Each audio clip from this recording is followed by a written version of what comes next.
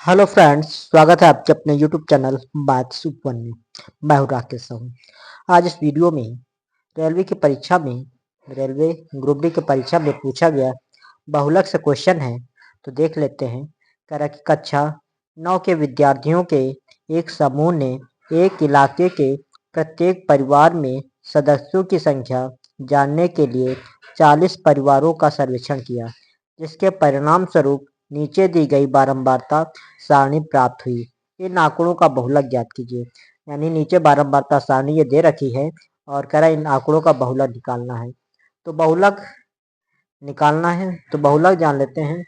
तो जो बहुलक वो होता है जो संख्या सबसे ज्यादा बार रिपीट होती है। यानी वो संख्या जो सबसे ज्यादा बार आती है वही उसका बहुलक हो जाता है।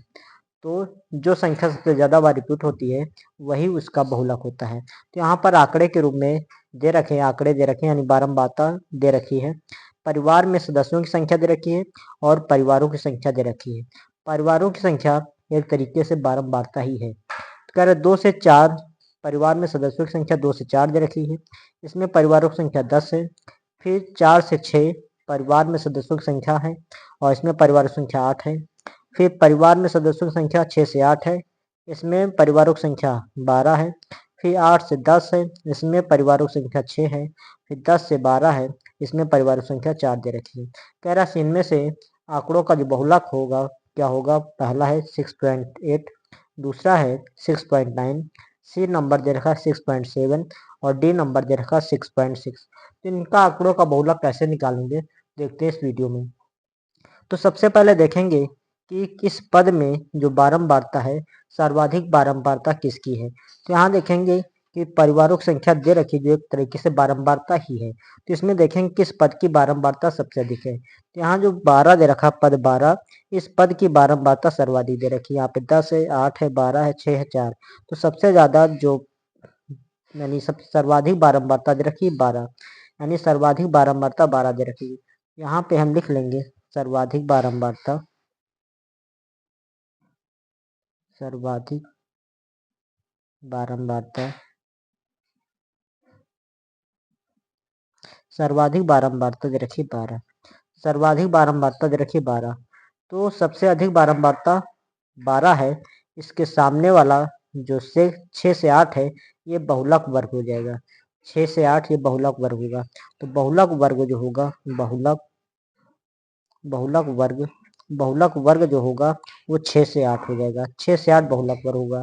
इसमें जो पहले वाली संख्या है इसको निम्न सीमा बोलते हैं, निम्न सीमा यानी लोअर लिमिट।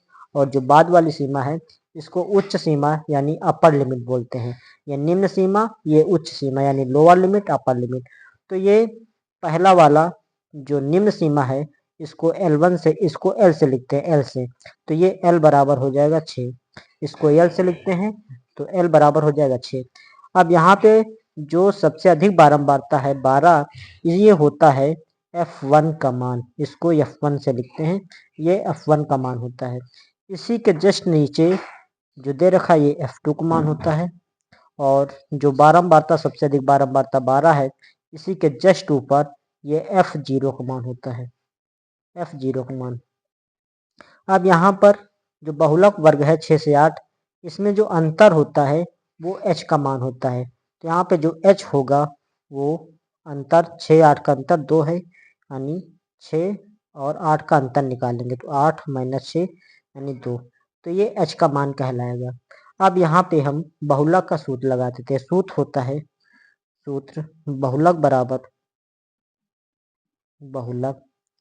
होता है L plus F1 minus F0 बटे 2F1 minus F0 minus F2 into H। ये बहुलक का सूत्र होता है L plus F1 minus F0 बटे 2F1 minus F0 minus F2 गुणे H। ये बहुलक का सूत्र है। अब यहाँ पर इसी में हम मान रख देंगे। तो यहाँ पर L का मान दे रखा है, L का मान 6 दे रखा है तो यहाँ 6 कर देंगे। प्लस F1 का मान दे रखा है, यहाँ पे देख लेंगे F1 का मान 12 तो यहाँ पे 12 हो जाएगा। माइनस F0 का मान 8 है, 8 कर देंगे बटे 2F1 F1 का मान है, F1 का मान 12, यहाँ 12 कर देंगे। फिर माइनस F0, F0 का मान 8 है तो 8 कर देंगे। फिर माइनस F2, F2 का मान दे रखा 6 तो यहाँ पे 6 कर देंगे। और गुणे H लिखा हुआ, H का मान कर देंगे। H का मान हमारा है 2, H का मान 2 कर देंगे। अब इसी को हम हल कर लेंगे तो आंसर हमारा निकल आएगा। तो 6 यही हो जाएगा, प्लस 12 में 8 जाएंगे बचेगा 4, इधर 12 दूना 24 हो जाएगा। फिर 8 6 14 हो जाएगा, माइनस का 14 गुणे 2,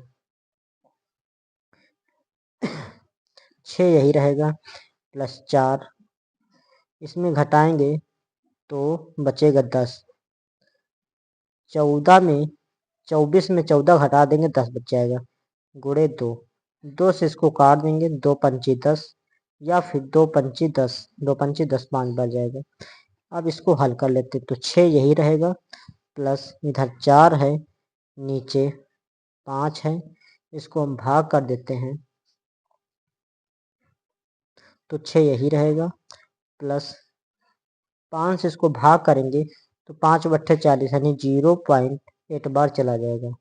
5 बट्ठे 40 दशमलव लगा के 8 बार चला जाएगा। तो अब इसको हम जोड़ लेंगे तो 6.8, 6.8 इसका आंसर होगा। यही आपका बहुलक हो जाएगा। तो इसका 6.8 जो ऑप्शन दे रखा है, ऑप्शन ए दे रखा है 6.8, यही आपका आंसर हो जाएगा। तो इसका जो आंसर होगा 6.8 होगा। तो इस तरीके से हम बहुलक ज्ञात कर लेंगे। आंकड़ों के रूप में है तो इसका बहुलक इस तरीके से निकाल लेंगे। तो ओके मित्रों, आज का वीडियो यहीं तक रखते हैं, फिर मिलते हैं नेक्स्ट वीडियो में। वीडियो पसंद आए तो लाइक कीजिए, चैनल को सब्सक्राइब कीजिए। धन्यवाद।